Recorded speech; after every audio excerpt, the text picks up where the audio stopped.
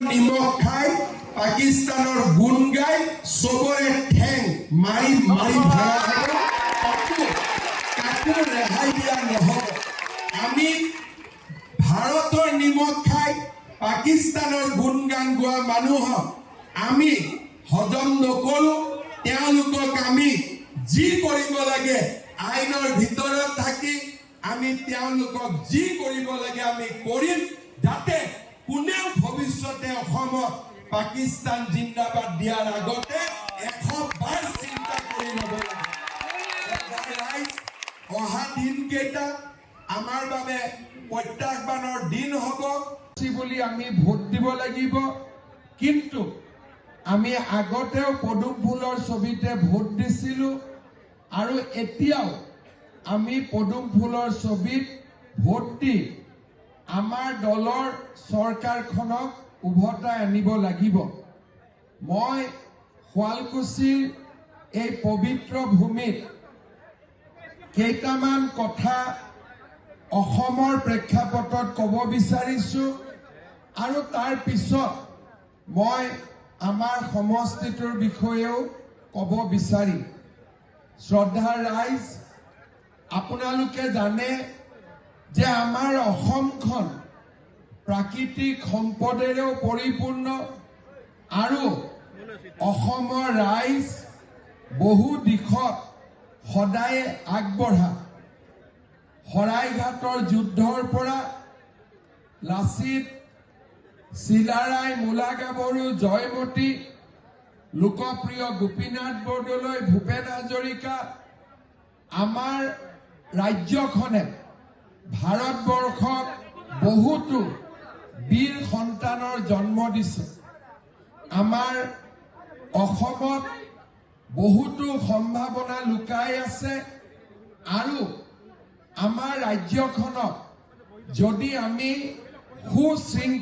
সুশৃংখলিতভাৱে আগুৱাই লৈ যাব পাৰোঁ, তেতিয়াহ'লে আমি অসমখনক ভাৰতৰ ভিতৰতে এখন শ্ৰেষ্ঠ ৰাজ্য হিচাপে গঢ়ি তুলিব পাৰোঁ। কিন্তু যোৱা দশককেইটাত আমাৰ ৰাজ্যখনক সজাই পৰাই তুলিবৰ বাবে প্ৰচেষ্টা লোৱা নহ'ল। তাৰ ফলত ভাৰতৰ আন ৰাজ্যবোৰ বহু আগুৱাই গ'ল আৰু প্ৰতিযোগিতাত আমি পিছ পৰি ৰৈ গ'লোঁ। যদি আমি মনত পেলাওঁ, 1962 চনত অসমত প্ৰথম ব্ৰহ্মপুত্ৰৰ ওপৰত দলং হৈছিলে আৰু তাৰ বহুদিন পিছত কলীয়া ভোমোৰা দলং হৈছিলে। উপস্থিত আছে আৰু মোৰ অতিকে শ্ৰদ্ধাৰ শুৱালকুছি বংশৰ গণ্যবাসী ৰাইজ। লৈ ল'ম দে মাই, মই কথাখিনি কৈ লওঁ, যোৱাৰ আগতে মই লৈ ল'ম, হ'ব?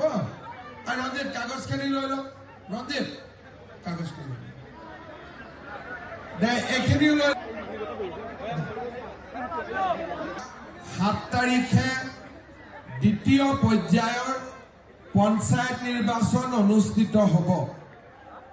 2 তাৰিখে অৰ্থাৎ আজি প্ৰথম পৰ্যায়ৰ পঞ্চায়ত নিৰ্বাচন অনুষ্ঠিত হৈ আছে।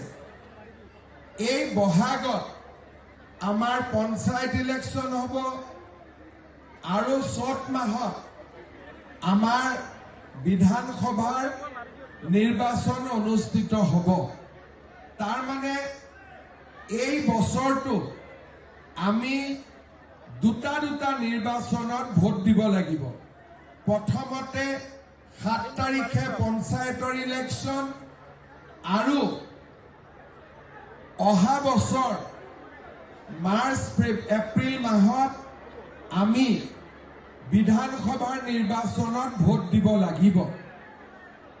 আৰু এতিয়াৰ পৰাই আমি নিজকে প্ৰস্তুত কৰিব লাগিব যাতে আমি দ্বিতীয়বাৰলৈ আৰু এক কথাত ক'ব গ'লে তৃতীয়বাৰলৈ যাতে বিজেপিৰ চৰকাৰ উভতাই লৈ আহিব পাৰোঁ।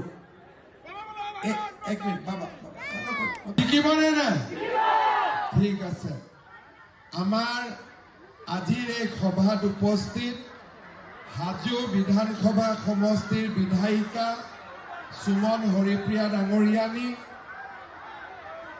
অসম প্ৰদেশ ভাৰতীয় জনতা যুৱ মৰ্চাৰ সভাপতি ৰাকেশ দাস ডাঙৰীয়া, উত্তৰ কামৰূপ জিলা বিজেপিৰ সভাপতি ভাস্কৰ